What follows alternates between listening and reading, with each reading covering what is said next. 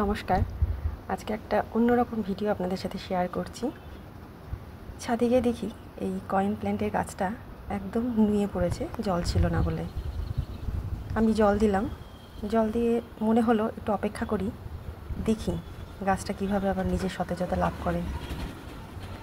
তো সেই জন্যই ভিডিওটা করা, যে গাছটা কিভাবে আবার সুন্দরভাবে দাঁড়িয়ে গেল জল পেয়ে।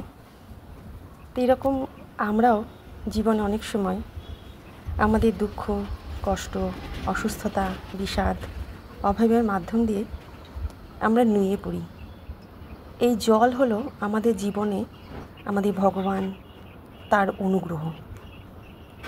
আর এই অনুগ্রহ লাভ আমরা তখনই করব যখন আমাদের মধ্যে থাকবে বিশ্বাস, প্রত্যাশা, হিংসা বা বিদ্বেষ নয়, একে অপরের প্রতি ভালোবাসা।